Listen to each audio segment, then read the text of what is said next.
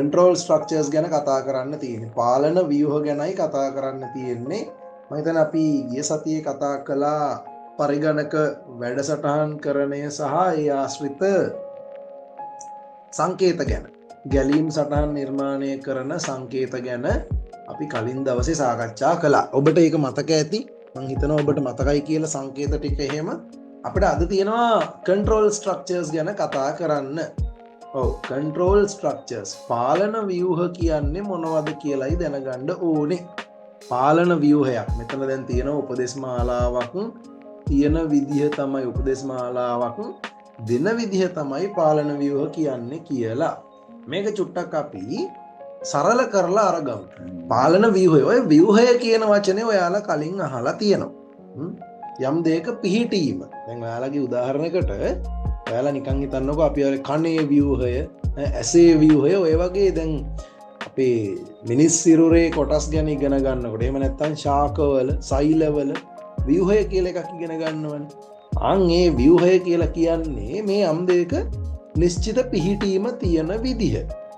හරි. එතකොට දැන් හිතන්නකෝ ඔයාලා ඇප්ලිකේෂන් එකක් පුරවනවා කියලා විභාගෙට යන්න. එතකොට ඒ ඇප්ලිකේෂන් එකේ දීලා තියෙනවනේ පිළිවෙලක්. මොනවාද? ඔයාලගේ ඉන්ඩෙක්ස් නම්බර් එක, ඇතුළත් වීමේ අංකය, ඊළඟට නම, ඊළඟට ඔයාලගේ පෞද්ගලික ලිපිනය. ඔන්න ඔය වගේ පිළිවෙලට දේවල් ටිකක් තියෙනවනේ. ඔන්න ඔය පිළිවෙල નિયમિત පරිදි පිළිටලා තියෙනවා නම් අපි කියනවා ඒක නිවැරදි ව්‍යුහයක් සහිත ඇප්ලිකේෂන් එකක් කියලා. එතකොට ඔය ව්‍යුහය කියන එක ඔන්න ඔය විදිහට අපි කතා කරනවා මේ නිවැරදි පිහිටීම කියලා. දැන් උපදේශ මාලාවක් පිහිටන විදිහ කියලා කියන්නේ මොකක්ද? අන්න එතනදී අපිට සාකච්ඡා කරන්න ප්‍රධාන කරුණු තුනක් තියෙනවා.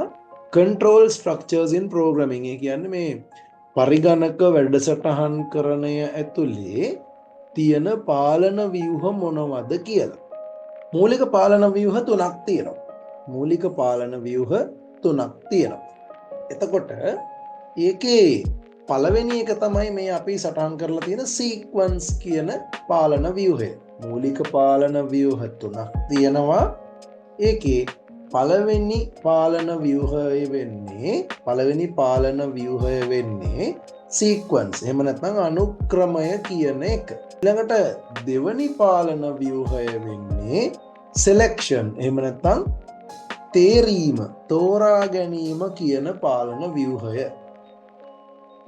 ඊළඟට තුන්වෙනි පාලන ව්‍යුහය වෙන්නේ රිපීටිෂන්, ලූප්. එහෙම නැත්නම් අපි ඔකට සිංහලෙන් කියනවා පුනර්කරණය.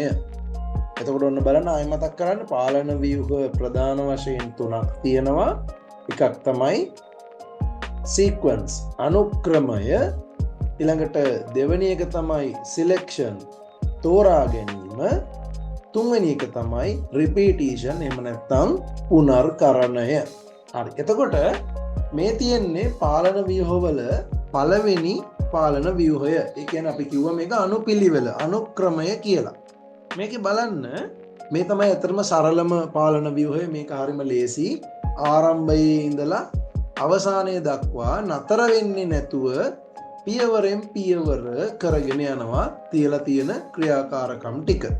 වැඩසටහන ආරම්භයේ ඉඳලා අවසානය වෙනකන් කිසිම නතරවීමක් නැතුව, ඒ කියන්නේ වැඩසටහන ඇතුලේ ගැටලුවක් නැත්නම් නතරවීමක් නැතුව, කිසි කරදරයක් නැතුව මේක ඉස්සරහට පිළිවෙලට පියවරෙන් පියවර කරගෙන යන එකට අපි කියනවා අනුපිළිවෙල. එහෙම නැත්නම් අනුක්‍රමය, සීක්වන්ස් එක කියලා. අන්න එතකොට බලන්න පියවර වශයෙන් ඉදිරියට යාම තමයි මේකේ කතා කරන්නේ. පියවර ඉස්සරහට යනකොට අපිට විවිධ විදිහට යන්න පුළුවන්. එතකොට එතනදී අපිට අපි උදාහරණයකට කියමුකෝ ගණිත කර්ම කරගෙන යනවා කියලා. ඒවා විදිහට යන්න පුළුවන්. ඊළඟට සමහර වෙලාවට අපි කියමුකෝ අපිට දෙන දේ අපි අනිත් පැත්තට කියනවා කියලා. දැන් මම මේ ස්ලයිඩ් එක ඔයාලට පෙන්නලා පාඩම විස්තර කරනවා. මේ බලන්න අපි මේකෙත් කරන්නේ ඇත්තටම සීක්වන්ස් එකක්. අනුපිළිවෙලින් මේක කරගෙන යෑමක්. සීක්වන්ස් වලට එක්සාම්පල් එකක් මේ බලන්න. සීක්වන්ස් වලට එක්සාම්පල් එකක් බලන්න. උදේට ඉස්කෝලේ ඉන්න ලෑස්ති වෙනකොට අපි එදත් කතා කළා උදේට නැගිටලා දත් මැදලා නාලා කරලා ඇඳුම් ඇඳගෙන කෑම කාලා තමයි ඉස්කෝලේ එන්නේ. එතකොට ඔය පියවර ටික මාරු වුණොතින් මොකක් වෙයිද කියලා නිකන් එහෙම වෙනවට නෙමෙයි. නිකන් හිතලා බලන්නකෝ ඔය පියවර ටික මාරු වුණොතින් මොකක් වෙයිද කියලා. උදේ සාමාන්‍ය ඇඳෙන් නැගිටින එක කොහොමත් ආරම්භය කරනවනේ. ඒතකොට ඇඳෙන් නැගිටලා ඊට පස්සේ කෑම කාලා ඊළඟට ඇඳුම් ටික ඇඳගෙන ඊට පස්සේ දත් මැදලා නාන්න ගියොත් එහෙම පියවර ටික අවුල් වෙනවා. පියවර ටික අනිත් පැත්ත කරකුණොත් එහෙම මරු වැඩේ වෙන්නේ නේ. ඒ නිසා ඔන්න මතක තියාගන්න සීක්වන්ස් එක අනුක්‍රමය කරනවා නම් ඔය පියවර ටික නිවැරදිව ක්‍රියාත්මක වෙන්න ඕනේ. ඔන්න තියෙනවා සෙලෙක්ෂන් එක. තීරීම තීරණ ගැනීම කියලා කියන්නේ මොනවම හෝ අපි අපේ වැඩසටහන ඇතුලේ මොනවම හරි කන්ඩිෂන් එකක් කොන්දේසියක් එහෙම නැත්නම් තත්වයක් මේක හරිද නැද්ද කියලා බලන එක. හරිද නැද්ද කියලා බලන එක. මොකක්ද හරිද නැද්ද බලනවා කියලා කියන්නේ? දැන් මෙහෙම හිතන්නකෝ. ඔයාලගේ ගෙදරට නෑදෑ කෙනෙක් එනවා. නෑදෑ කෙනෙක් ආවම හිතමු දවල්ට එනවා කියලා. දවල්ට එකට විතර එනවා නෑදෑ කෙනෙක්. ආවහම අපි නෑදෑය වාඩි කරලා කතා බහ කරලා එයාගෙන් අහනවා තේ එකක් බොනවද කෑම කනවද? තේ එකක් බොනවද කෑම කනවද කියලා දැන් නෑදෑයගෙන් අහනවා. නෑ ඒතර එයා මොකද කරන්නේ? එයා උත්තරයක් අපිට දෙනවා. ආයෙනම් තේ ටිකක් බොමු. නෑ දැන් කෑම කන්න බඩගින්නේ වගේ හිටියොත් එහෙම එයා අපිට කියයි ආයෙනම් කෑම ටිකක් කමු කියලා. හැබැයි මේ සමහර නෑදෑයෝ ඉන්නවා තේ ටිකක් බීලම කෑම කමු කියලාත් කියනවා. එහෙම අයත් නැතුවම නෙමෙයි. ඒතර ඒගොල්ලෝ IT කරපු කට්ටිය නෙමෙයි. IT කරපු කට්ටිය නම් අනිවාර්යෙන් ඕකෙන් එක උත්තරයයි අපිට ලබා දෙන්නේ. ඒ නිසා ඔන්න මතක තියාගන්න ඕනේ තේරීම සහ සිලෙක්ෂන් එක තීරණ ගැනීම කොහොමද ක්‍රියාත්මක වෙන්නේ කියලා.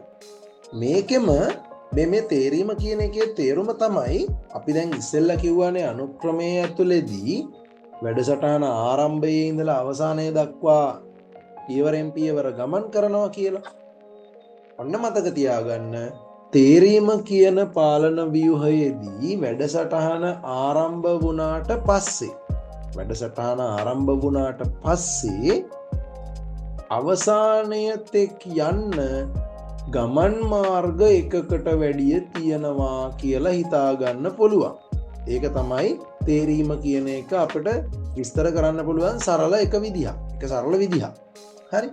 එතකොට මේ බලන්න මෙන්න මේ උදාහරණ. වැස්සොත් කුඩේ අරගෙන යන්න එහෙම නැත්නම් කුඩේ ගෙනියන්න එපා. ඔහොම කියලා අපි කියනවා. ඉතින් අවුවත් කුඩේ ගෙනියනවා නැත්තේ නෑ. ඒකට මම මේ මෙතනදී අදහස් කරන්නේ අපි වැස්සට තෙමෙනවා කියන උදාහරණෙත් එක්ක වැස්සොත් කුඩේ අරගෙන යන්න එහෙම නැත්නම් කුඩේ ගෙදර තියලා යන්න. හැබැයි කොහොම වුණත් ඔයාලට පේනවා ඇති මෙතන යන්න කියන කතාව කියලා තියෙනවා.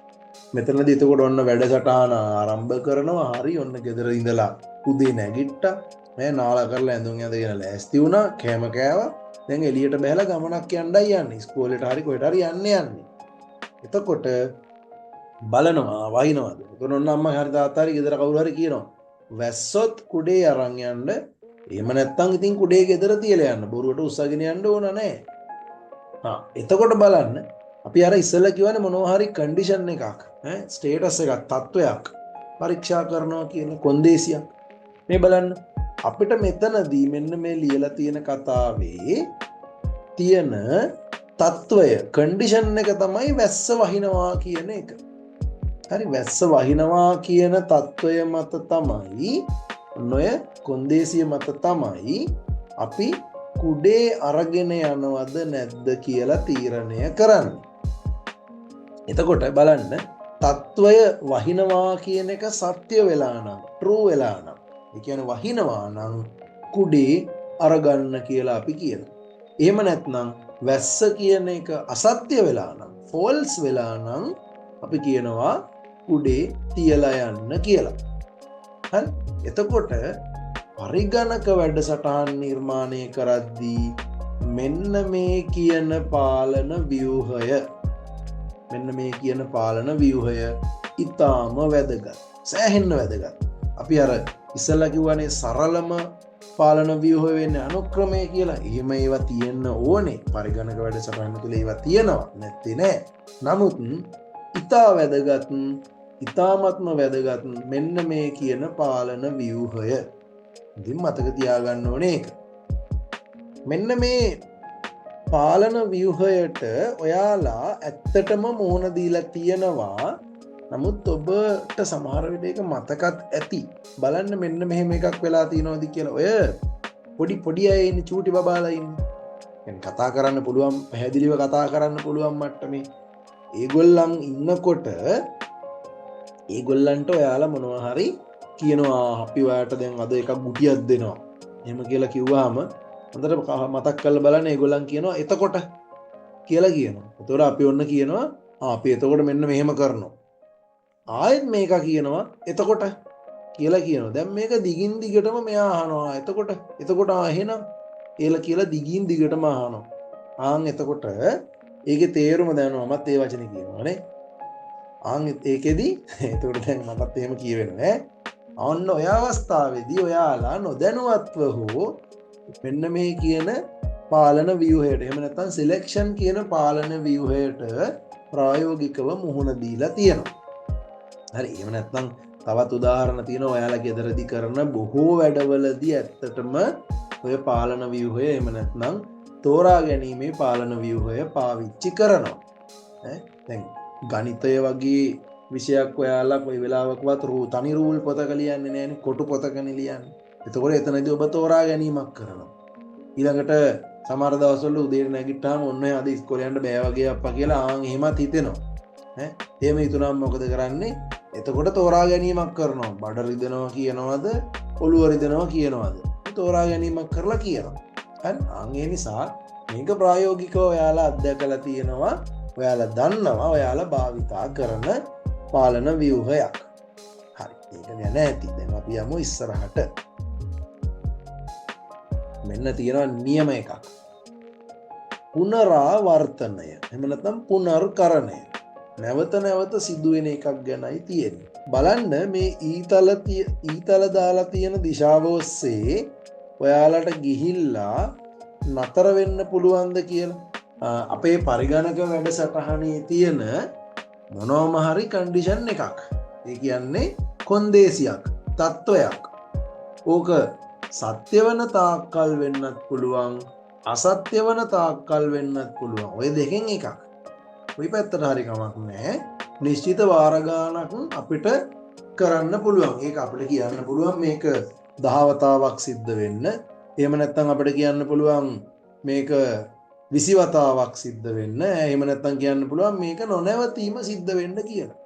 මම කියන්න පුළුවන්. අන්න ඒ වගේ අවස්ථාවක් තමයි පුනර්කරණය, එහෙම නැත්නම් පුනරාවර්තනය කියලා කිව්වේ. මේ බලන්න. පුනර්කරණයට හොඳ පැහැදිලි උදාහරණයක් තියෙනවා. උදාහරණයකට දෙක තුනක් අපි ගමු. මේ බලන්න. පාඩම් කරන වෙලාවේ දැන් මේ වෙලාවේ තුඩ කැඩිලා යනකම් පැන්සල උල් කරන්න කියලා කියනවා. තුඩ කැඩිලා යනකම්. මේකේ තුඩ කියලා වැදිලා නැහැ නේ. කමන්නේ. පාඩම් කරන වෙලාවේදී තුඩ කැඩෙනකම් පැන්සල උල් කරන්න කියලා කියනවා. එතකොට මොකද කරන්නේ? කටරකට පැන්සලක් දාලා හිමින් කරකවාගෙන යනවා. ඔන්න ටික් ගාලා තුඩ කැඩෙනවා. දැන් නවත්තනවා. ඊළඟට නිකන් හිතන්නකෝ කෝප් එකට තී එකක් හදනවා කියලා හිතන්න. ඒකෙදි තී හැඳි 10ක්ම දාන්න කියලා කියනවා. එතකොට අන්න අපි නිශ්චිත වාර ගණනක් සඳහන්